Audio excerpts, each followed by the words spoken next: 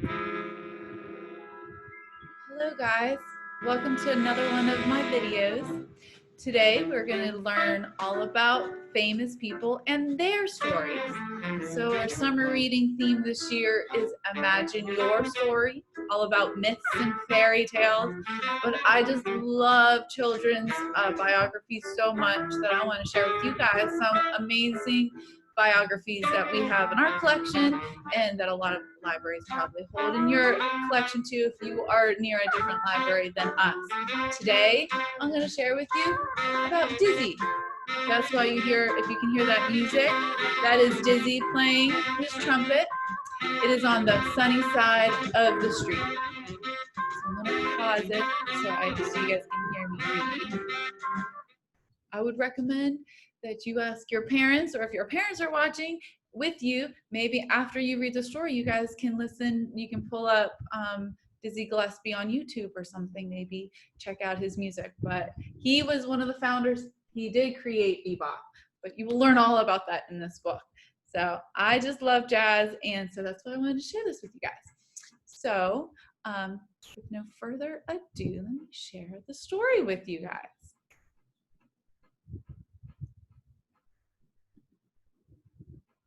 Dizzy.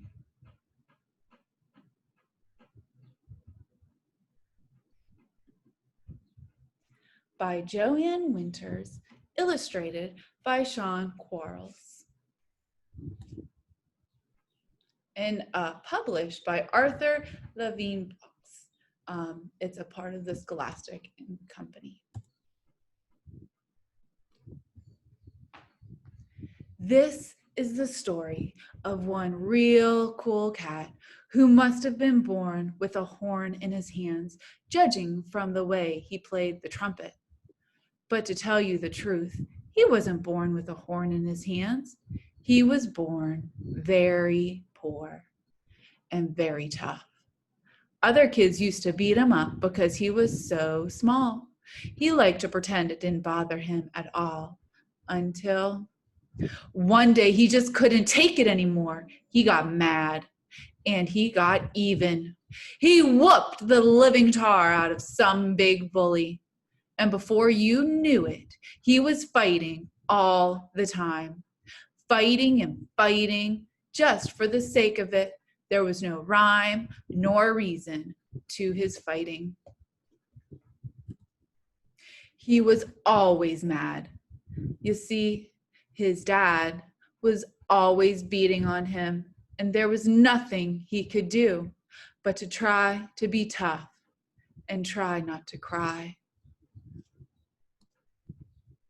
Then one day, his music teacher gave him a trumpet. He picked it up and blew that thing as hard as he could. Whew, that felt good. He could take all the anger he felt inside and blast it out through the end of his horn. It was really loud. He didn't care how it sounded, which was pretty bad at first.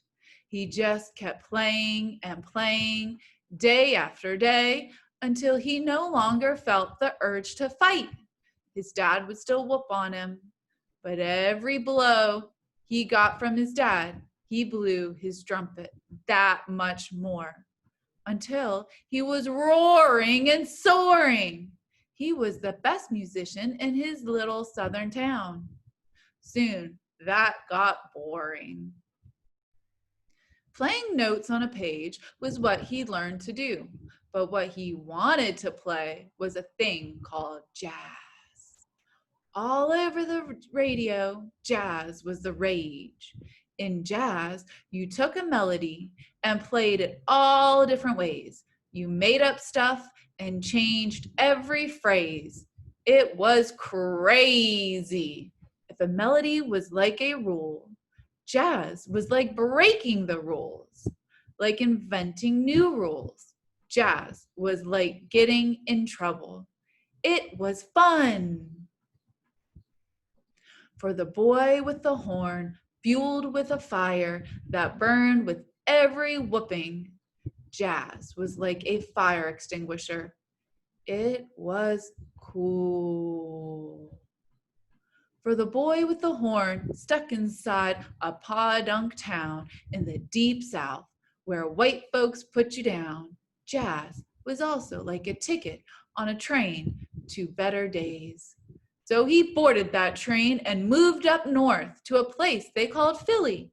Right off the bat, he got a job in a jazz band and started acting silly.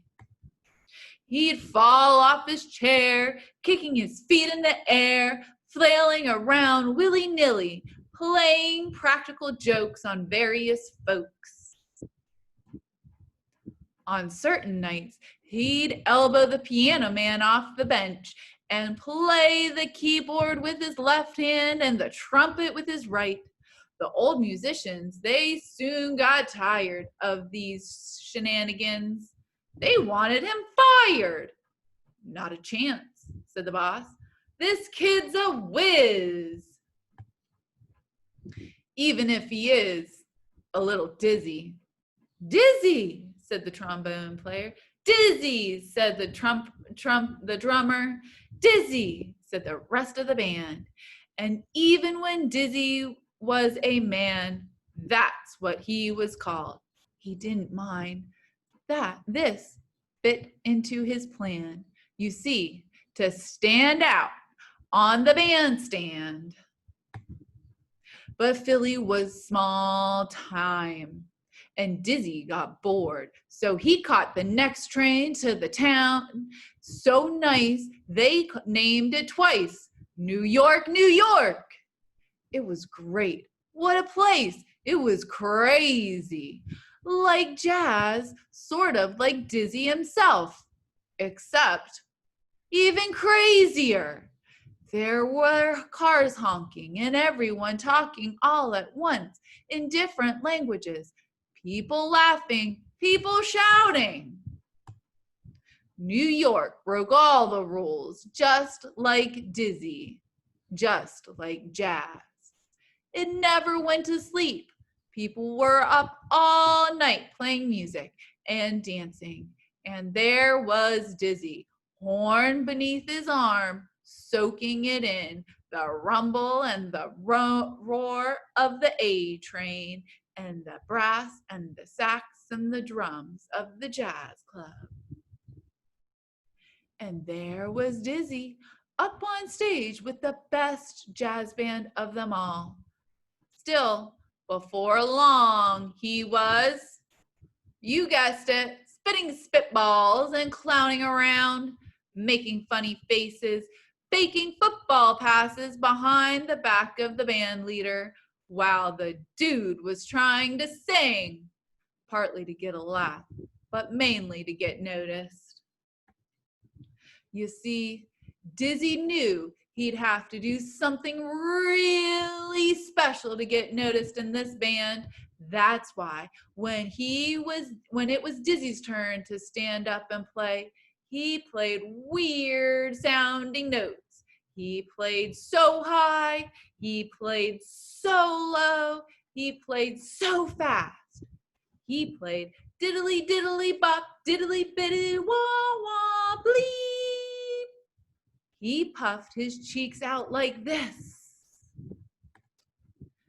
During breaks and after the show, Dizzy'd be up on the roof with some other hep cats teaching them this and that, how to play Dizzy, how to play notes that no one had used yet. Here's the thing. Dizzy knew that sooner or later he was going to get fired for being a clown. But he didn't care because he was proud. Because somehow, somewhere, that man they called Dizzy had come up with some not so dizzy ideas on how to change jazz into something new. And after he lost his job, whoop, bop, shabam.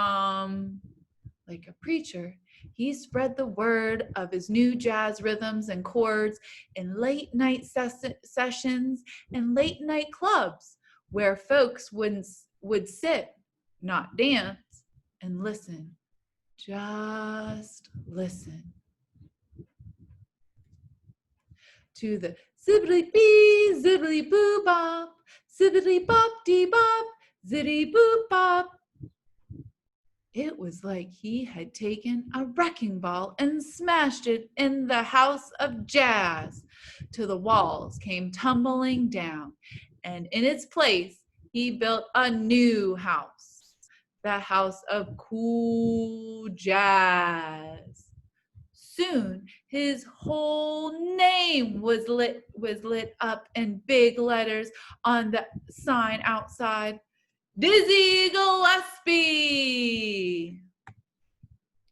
Dizzy Gillespie on the top of the world, going, going, going, ziddly dee boo ba da, hiddly on his horn, and then, if he ran out of notes, he'd say bebop.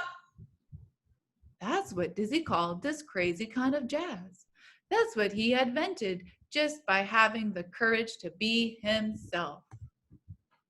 Until the very thing that had gotten him into trouble so much, being a clown, breaking all the rules, had become the thing that made him great, his ticket into jazz heaven, where on certain nights, Dizzy Gillespie still shoves the angel Gabriel out of the way and shows him how to play bebop.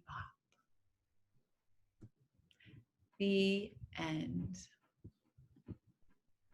Hope you guys enjoyed that. The one thing that I love about this, I mean, Dizzy is really awesome, but if you remember that one page, I do want to just show you here. He was so famous. His cheeks were like balloons. You look up some pictures, I would recommend it.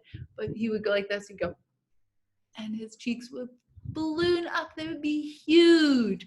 So he really had a lot of power in his cheeks, but that's how he would play. So I would also pull up some videos to watch him play because that was pretty incredible. But I hope you enjoyed the story today. I will see you guys again soon. Thank you so much for joining me today. Bye.